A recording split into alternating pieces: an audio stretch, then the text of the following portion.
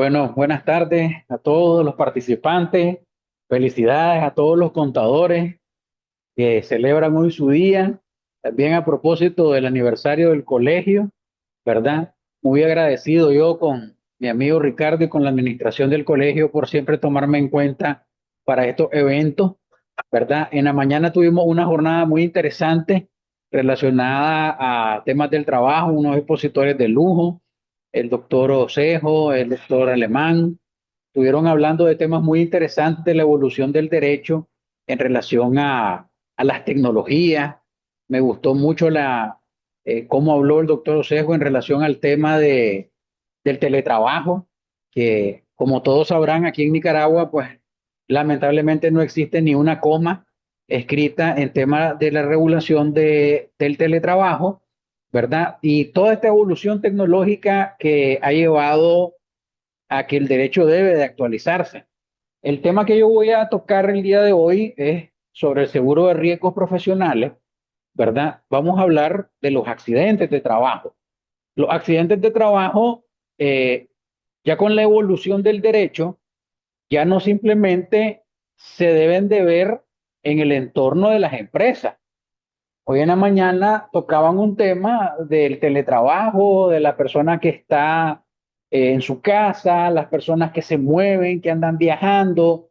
Entonces, es un tema muy interesante que ya las autoridades judiciales en Nicaragua han tomado un poco más en serio en relación al tema del teletrabajo, que fue una, una mala experiencia, por decirlo así, de la pandemia, porque fue producto de la pandemia que nosotros empezamos a trabajar desde casa.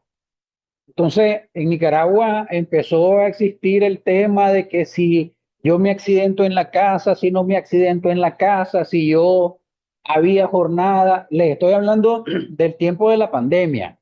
En el tiempo de la pandemia, aquí en Nicaragua, eso era una regulación que no existía.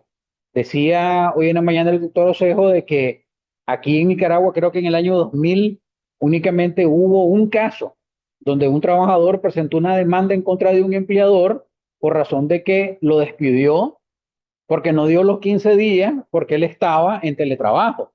Entonces, él no se presentó, el empleador mal asesorado completamente, le llegó a decir a la autoridad judicial de que él no dio los 15 días porque no se presentó. Entonces, ¿cómo se va a presentar si él está en teletrabajo? No podía presentarse. Él perfectamente podía mandar que ese otro elemento moderno que está entrando en discusión ahora, de que si una persona puede ser despedida por medios tecnológicos, o sea, un correo electrónico, que lo despidan por un correo electrónico, que lo despidan por un WhatsApp.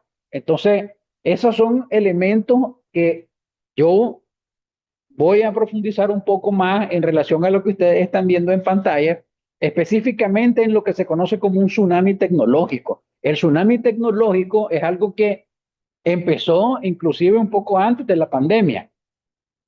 Empezó un poquito antes de la pandemia porque existen países un poco más desarrollados que nosotros, ¿verdad? Donde ya no hay trabajadores físicos.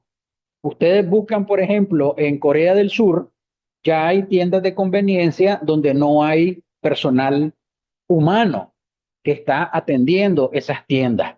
Entonces, eso es parte del tsunami tecnológico, parte de todas las malas experiencias que nos dejó la pandemia, ¿verdad? El teletrabajo, eh, la evolución de las tecnologías y ahora algo que está desbordado de moda, que es la inteligencia artificial. Ahora hay, en Internet ustedes encuentran cualquier cantidad de temas de la inteligencia artificial relacionado al trabajo, a la diversión, a los entornos familiares. Inclusive han habido temas de la inteligencia artificial donde han habido personas que han atentado contra su vida, lamentablemente por temas de la inteligencia.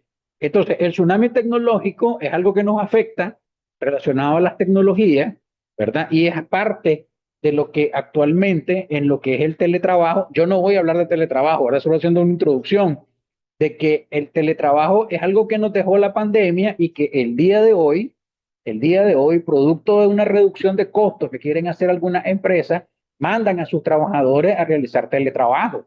Entonces, no hay regulación en Nicaragua, ¿verdad? Pero también puede ocurrir de que yo tengo un accidente en el entorno de mi casa, que es donde yo estoy haciendo el teletrabajo, y entonces puede ocurrir, puede ser que no ocurra, pero también ustedes deben de comprender cuáles son los elementos que deben de estar configurados por razón de que si yo voy a ser trasladado por parte del empleador a realizar una condición de teletrabajo, cuáles son esas condiciones y requisitos que yo voy a tomar en consideración, tanto el trabajador como el empleador, para que eso se me considere a mí como un accidente de trabajo. El envejecimiento de la población es un elemento que no es nuevo, es bastante obsoleto, por decirlo así, y es el fenómeno por medio del cual eh, las personas adultas mayores viven más tiempo.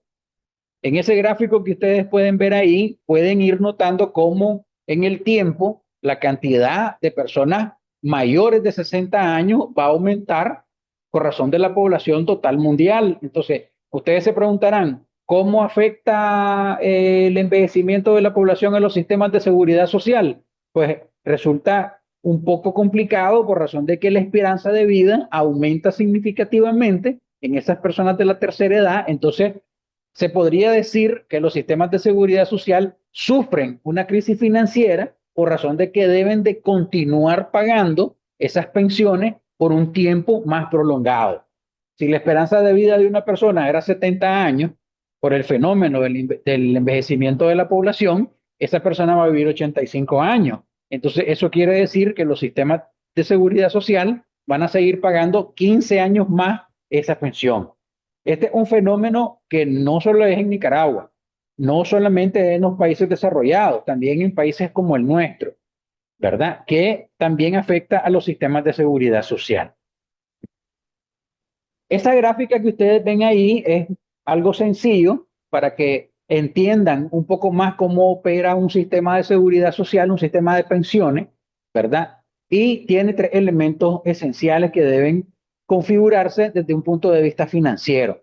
Primero es la cobertura. Eso quiere decir qué cantidad de población de un país determinado yo tengo como cobertura en un sistema de seguridad social. O sea, lo que es la población económicamente activa que está cubierta por la seguridad social. Eso es lo que quiere decir cuando habla de cobertura.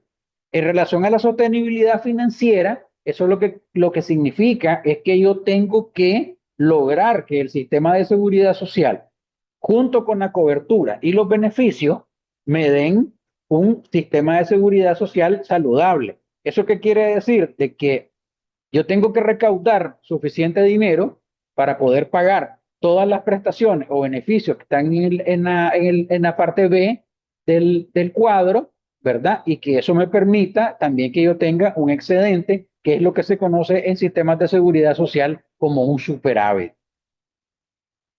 Esa que tienen ahí es una evolución un poco más integral de lo que es un sistema de seguridad social. Son los elementos que están alrededor de los sistemas de seguridad social, son elementos que deben tomarse en consideración para poder evaluar un sistema de pensiones.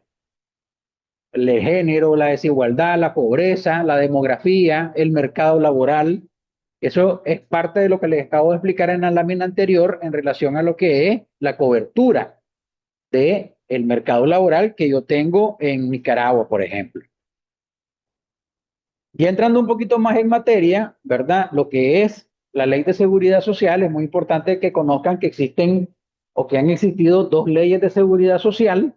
La primera cuando nació en 1956 y la otra que es la que está vigente, los decretos 974 y 975 de 1982. Hubo una actualización por parte del digesto jurídico, si no mal recuerdo, es la ley 1049 o 1040, no recuerdo exactamente, donde por medio del digesto jurídico bajo la técnica del texto refundido, ¿verdad? Se agruparon todas la- las leyes, reglamentos, decretos que abarcan a la seguridad social. Existen dos formas de afiliación en la seguridad social, en lo que es el régimen obligatorio, ¿verdad? Que está regulado en el artículo 5 de la Ley de Seguridad Social, y el seguro facultativo, que está regulado en el artículo 6. ¿verdad? Ahí ustedes van anotando sus preguntas para que al final, ¿verdad? Las evacuemos todas. El seguro facultativo no tiene absolutamente nada que ver con los contratos de servicios profesionales, ¿verdad? Eso hagámoslo a un lado. El seguro facultativo es un régimen de inscripción a la seguridad social que es voluntario.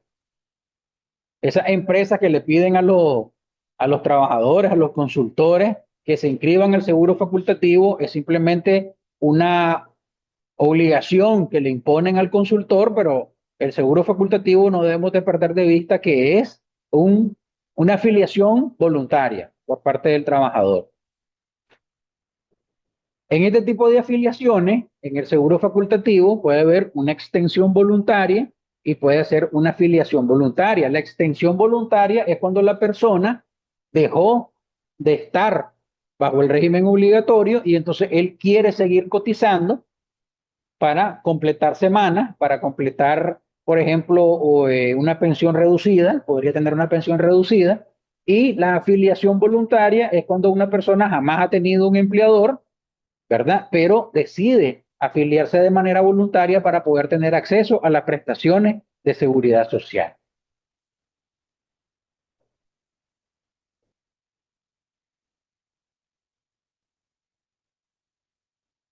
Lo que son los riesgos profesionales o los accidentes de trabajo que todos conocemos.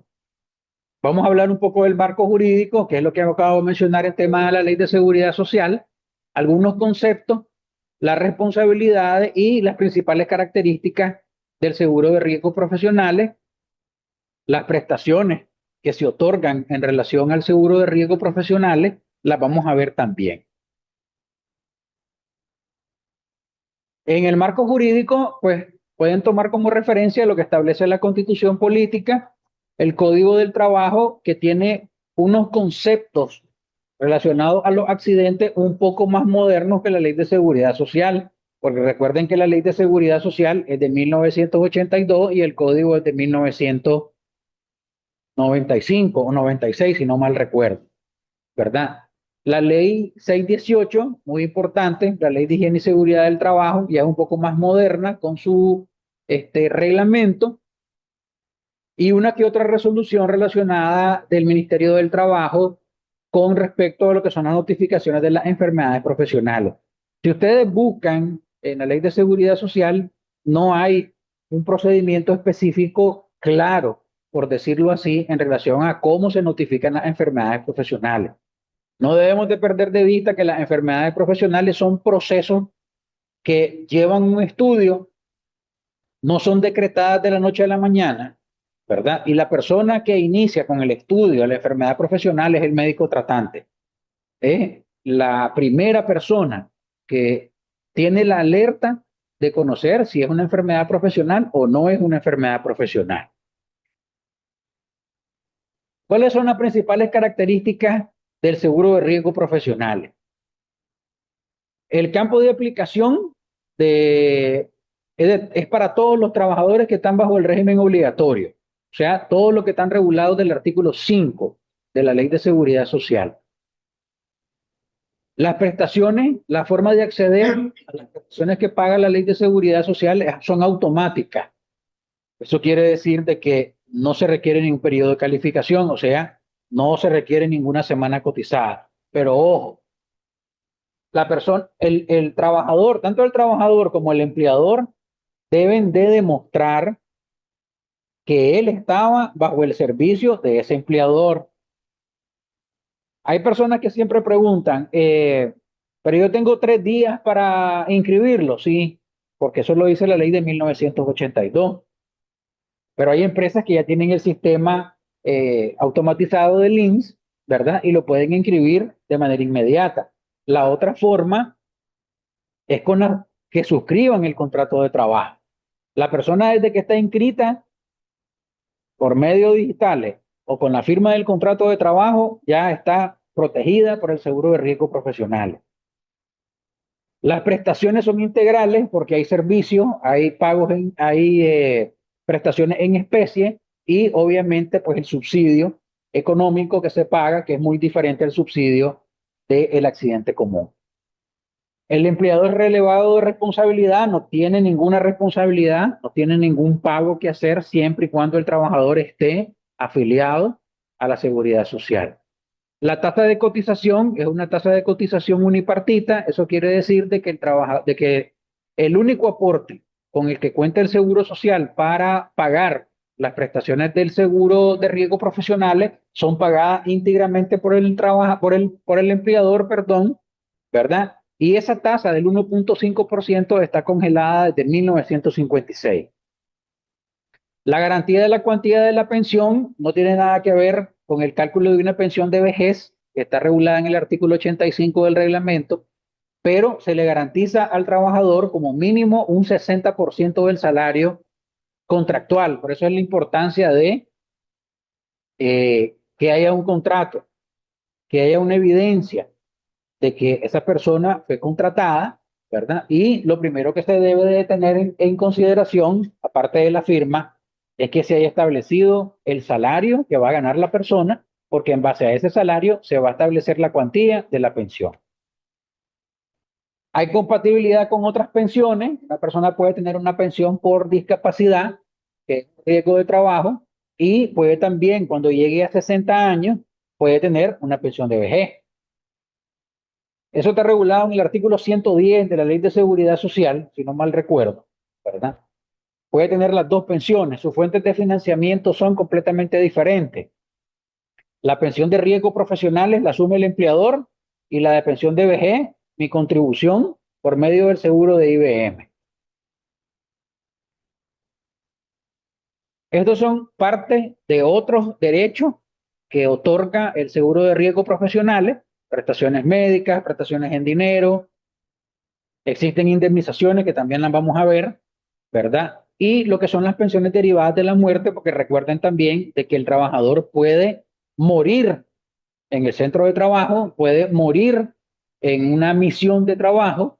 Entonces, producto de esa muerte, por razón de ese accidente, esta persona tiene derecho a recibir la pensión de viudez, su viuda, sus hijos, una orfandad y una pensión de ascendencia, que son las personas mayores de 60 años que dependían económicamente del causante.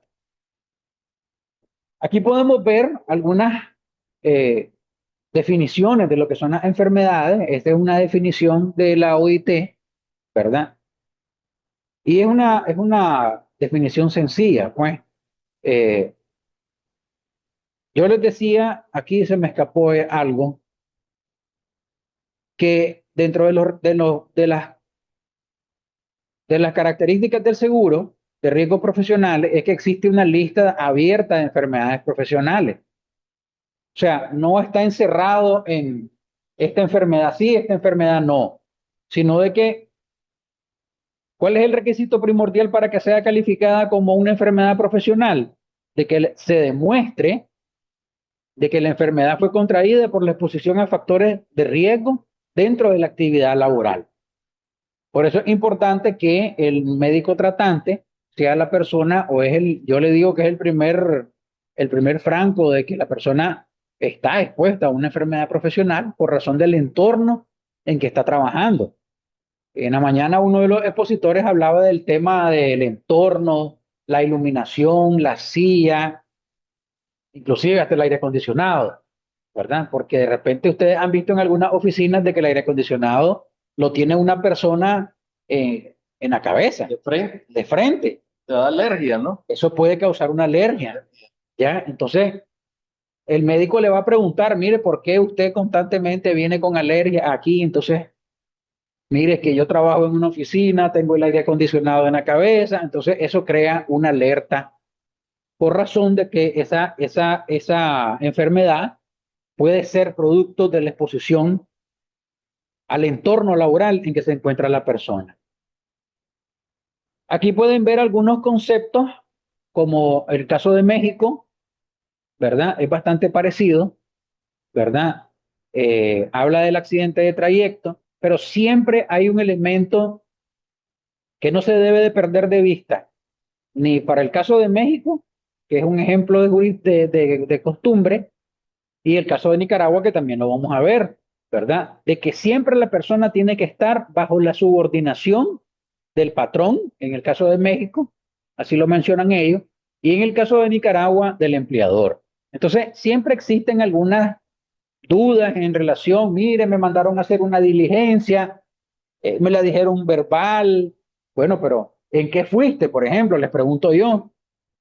Ah, bueno, fue en un vehículo de la empresa. Bueno, entonces vamos a ir a buscar la bitácora de salida del vehículo.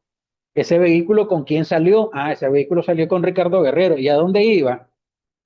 Iba a hacer una gestión a la DGI. Entonces, esa persona estaba bajo la subordinación del empleador y sufrió un accidente. Por consiguiente, ese accidente no tiene ninguna discusión. Fue un accidente de trabajo porque la persona estaba bajo la subordinación del empleador. En el caso del Código Federal del Trabajo de México, el concepto de una enfermedad profesional, igual, ¿verdad? Que esa enfermedad o padecimiento sea derivado de la acción continua que tenga su origen en el trabajo. Igual al concepto de Nicaragua, que la persona tenga o esté expuesta a factores dentro de su entorno laboral que le produzcan X patología. No hay algo cerrado que diga esta enfermedad sí, esta enfermedad no. Siempre la OIT inclusive ha expresado de que los países suscriptores de la OIT deben de mantener el concepto de que debe existir una lista de enfermedades abierta. No puede ser cerrada la lista de enfermedades porque no sabemos el entorno en que esté el trabajador. En el caso de Costa Rica, ¿verdad? Es bastante parecido, ¿verdad? Siempre tiene que existir la dependencia del patrón, ¿verdad? Y hay un elemento muy importante que lo vamos a ver también con el caso de Nicaragua, que es el accidente de trayecto. Hoy en la mañana uno de los conferencistas hablaba del accidente de trayecto. Siempre no debe de haber un desvío por razón de interés personal, dice el Código del Trabajo de Costa Rica. En el caso de Nicaragua no lo dice así taxativamente, no lo dice así. Pero vamos a ver un par de sentencias del Tribunal Nacional Laboral de Apelaciones donde le dio la razón al trabajador porque el trabajador se desvió. Pero vamos a ver por qué se desvió. Si ustedes le preguntan al Seguro Social, el Seguro Social, ¿te desviaste? Sí, ¿qué andabas haciendo? Es que fui a comprar un café, entonces ya no es de trayecto.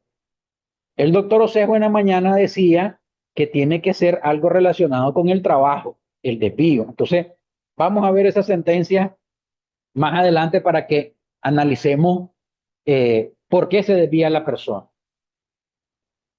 La ley de seguridad social habla del financiamiento de las pensiones, ¿verdad? No se requiere periodo de calificación y se le debe de garantizar al trabajador como mínimo un 60% del salario prescrito. Cuando dice prescrito, entiéndase el contractual, el que firmó el trabajador con el empleador, ¿verdad? El artículo 71 habla de que no se requiere periodo de calificación. Entonces, cuando ustedes técnicamente en temas de seguridad social escuchen periodo de calificación, es lo que la gente conoce comúnmente como las semanas cotizadas. Lo que la persona cotizó, eso es el periodo de calificación.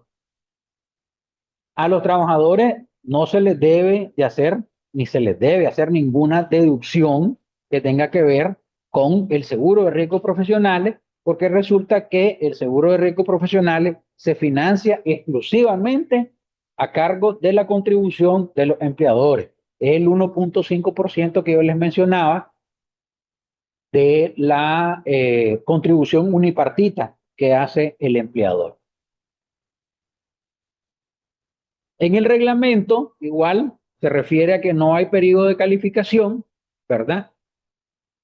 Como no requiere periodo de calificación, expresa el reglamento, esta persona igual tiene derecho a todas las condiciones indicadas en el seguro de muerte, que son el subsidio en especie o el subsidio económico, ¿verdad? para el trabajador que fallece por razón de un accidente.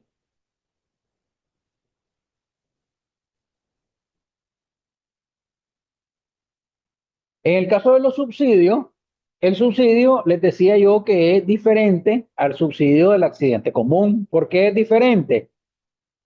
Porque el subsidio se paga a partir del día siguiente del accidente. En el caso del accidente común, se paga, ya saben ustedes, conforme al artículo 93, se paga a partir del tercer día. Los famosos 3 días de carencia, esa pregunta todavía siempre está latente. Sí, ahí la vamos a ver. En el periodo de carencia, todavía continúan esas preguntas por parte de los colegas contadores y de algunos abogados, ¿verdad? Pero han habido ya 3 sentencias de la Corte Suprema de Justicia que expresan que los 3 días los tiene que asumir el empleador. ¿Cuál era la práctica anterior? Que esos 3 días los asumía o se los quitaban, mejor dicho, de vacaciones, y en el peor de los escenarios se los quitaban del salario. Completamente ilegal. La Corte dijo inclusive que eso era una violación a un derecho humano, ¿verdad? Y que lo tenía que asumir el empleador. El 100%. El 100%. Sí, 100%. el 100% de los 3 días de carencia famosos, ¿verdad? Los tiene que asumir el empleador. Ahí no hay discusión, ¿verdad? Inclusive el Ministerio del Trabajo ha recomendado que se debe de incluir en los reglamentos internos, pero esa es una controversia de otro tema, de otra ocasión. ¿Verdad? En el caso de los riesgos profesionales, el subsidio se concede por día, y una pregunta muy común es que ¿cuánto tiempo puede estar una persona de subsidio? La persona puede estar 52 semanas, prorrogables 6 meses a criterio del médico tratante. Así que también puede estar menos tiempo. ¿Por qué puede estar menos tiempo? Por la sencilla razón de que el médico tratante es la única persona que va a decir si por razón del accidente la persona se va a curar o no se va a curar. En el mes 6, por ejemplo, en el subsidio número 6, él le puede decir, no, ya usted está recuperado, usted regresa a la fuerza laboral y ya no le otorga más subsidio. Si llega al 52, a las 52 semanas, entonces el médico tratante tiene que decir, o le doy un 13º subsidio, porque yo creo que se va a recuperar, o lo mando a la comisión de invalidez para que ya dictamine si esa persona va a recibir una pensión de incapacidad parcial, total o una gran incapacidad. ¿Qué le conviene más a la empresa? Que lo mande a la... o sea, que deje de estar en esa continuidad de... Es que no es un tema de que, no es un tema de que si le conviene a la empresa. Ajá. A ver, la persona ya con... Hay personas que se hacen las enfermas. Sí, pero eso el empleador lo puede debatir. Lo puede debatir. Les voy a poner un ejemplo a propósito de la pregunta. Hubo un trabajador que estaba de subsidio por un problema en la columna, y un compañero de trabajo lo miró jugando basquetbol en un parque.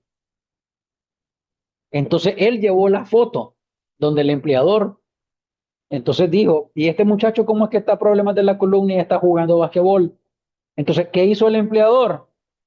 Agarró la foto, hizo una carta, y el Seguro Social le revirtió el subsidio al trabajador. A propósito de lo que estás diciendo vos, él se hace enfermo, que me duele, pero, llora y todo, y hace drama. Pero tenés que tener la evidencia. Okay. Hay que demostrarlo. Hay que demostrarlo. Entonces, en ese caso, es uno que yo lo tuve en mis manos, porque me enseñaron la foto y me enseñaron el subsidio. Entonces, ¿qué decía el subsidio? Lumbalgia, no sé qué cosa, un problema en la columna. Y estaba jugando basquetbol. Y entonces yo le dije, eh, vayan al Seguro Social con una carta, le dije a la empresa, y solicitan la revocación del subsidio. Entonces el Seguro Social, llamando a llamar al trabajador, le revocó el subsidio, ¿verdad? Inclusive hicieron que devolviera el dinero del subsidio. ¿Por qué? Porque ahí hubo algo con el médico tratante también, porque ¿por qué le dio el subsidio con un problema en la columna? Puede ser que lo haya tenido y el trabajador se excedió yendo a jugar a una cancha de básquetbol. Puede ser, Puede ser. puede ser. Entonces, todas esas partes las investiga el Seguro Social. No es un tema de que le conviene al empleado o no, porque mira, la empresa, aunque no querramos, la persona que está de subsidio la tiene que reemplazar.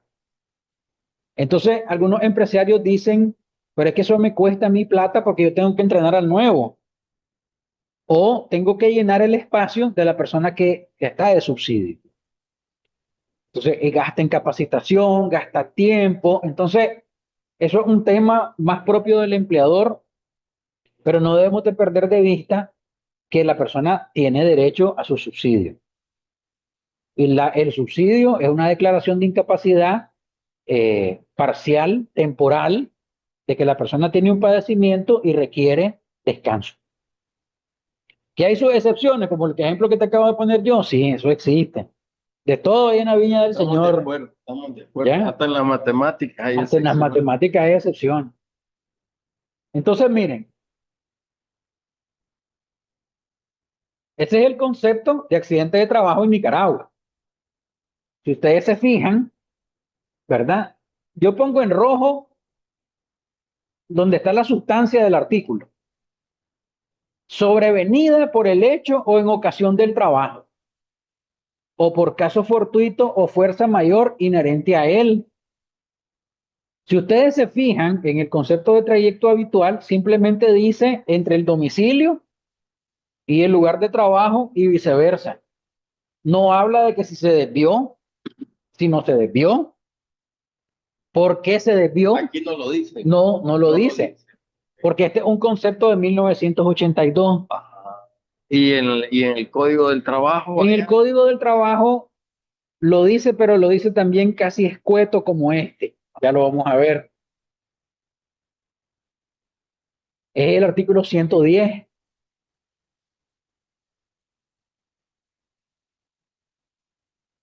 Es un suceso eventual o acción que involuntariamente, por ocasión o en consecuencia del trabajo, resulte la muerte del trabajador o una lesión. ¿Ya? Entonces, no habla, si vos te fijas, del trayecto. del trayecto. No habla del trayecto. Puede ser extensivo pensar en el trayecto, En el trayecto que me está, desvío. sí, pero es que cuando el Seguro Social hace la investigación, le pregunta al trabajador cuál era su ruta. Cuando vos salís de tu casa, ¿por dónde te vas? Y cuando salís del trabajo, ¿por dónde regresás? Todo eso lo pregunta el seguro. Y entonces a veces el trabajador dice inocentemente que se desvió. Claro, claro, pues no sabe la Él no consecuencia sabe de la eso. consecuencia. ¿Por qué te desviaste? Decía el doctor Osejo en la mañana. Es que él se desvía a dejar a su hijo al colegio. Pero ojo, Que normalmente nos pasa. sí, pero también puede ocurrir de que el niño tenga recorrido. Entonces no es usual que vos vayas todos los días.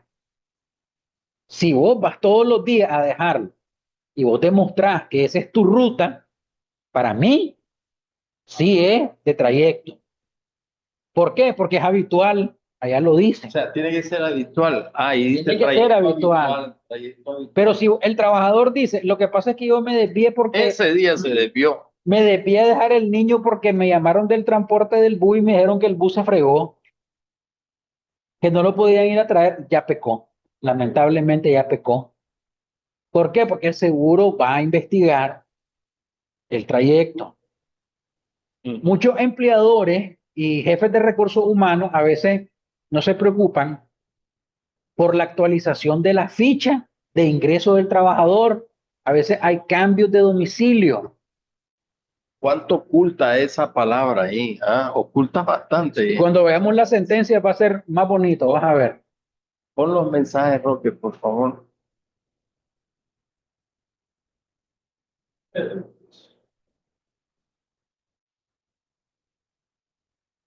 Bueno, Pero la dejémoslas vamos a al ver al final, final, ¿no? dejémoslas al final, sí, solo, no, yo quería ver los mensajes allá.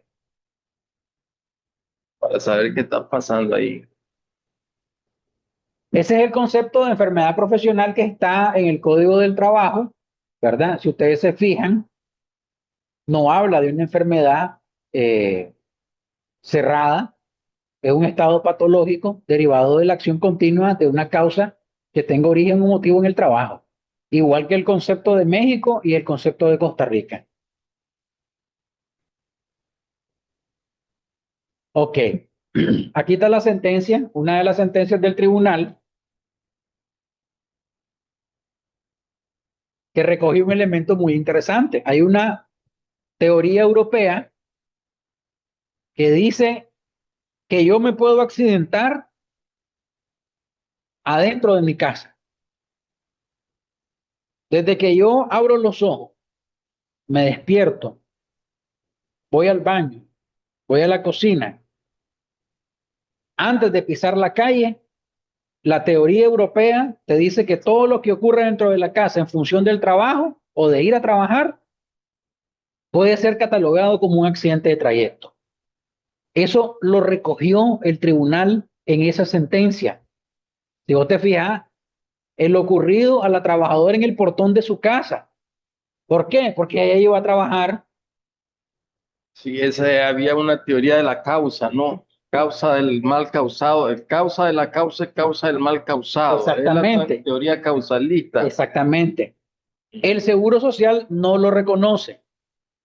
El Seguro Social dice, inclusive lo dice públicamente, que ellos reconocen el trayecto del portón de la casa para afuera. Todo lo que ocurra del portón para adentro no es trayecto, dice el seguro.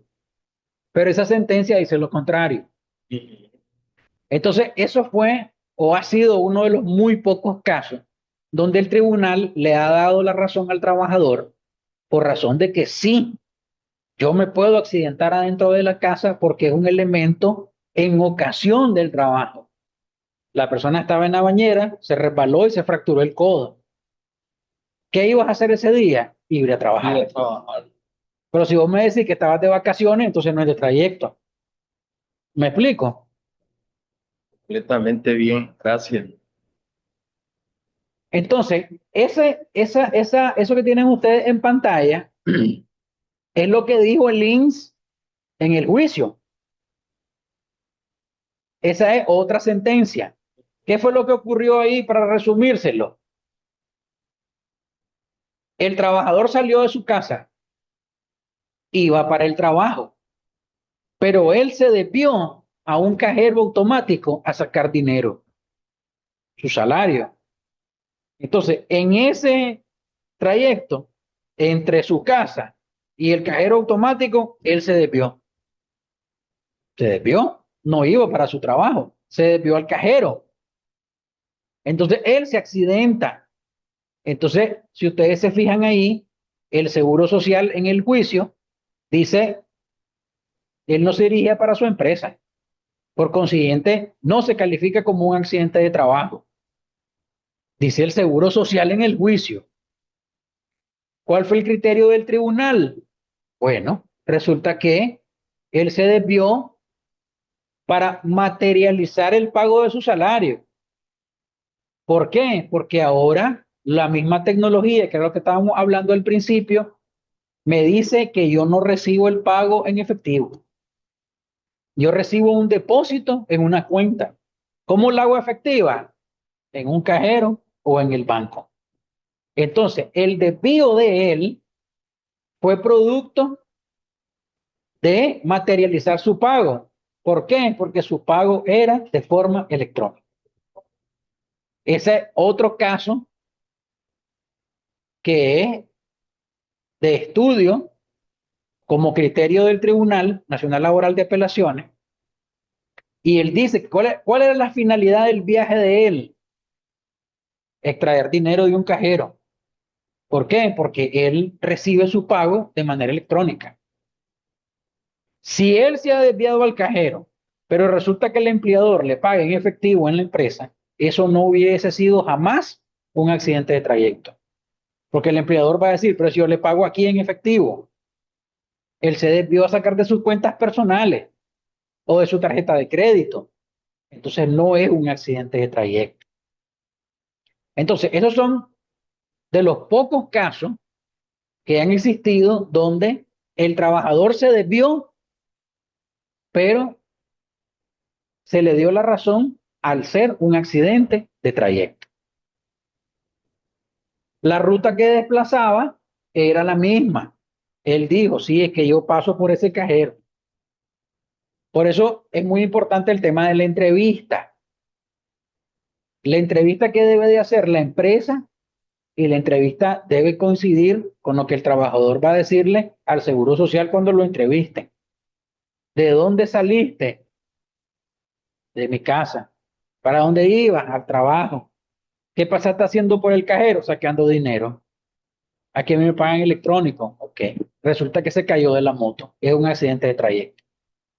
No porque lo diga el artículo 63 de la ley, sino porque hay jurisprudencia del tribunal que dice de que cuál era la finalidad del trayecto de él. Entonces, ahí yo he terminado Miremos la presentación, podemos ver las preguntas. Mientras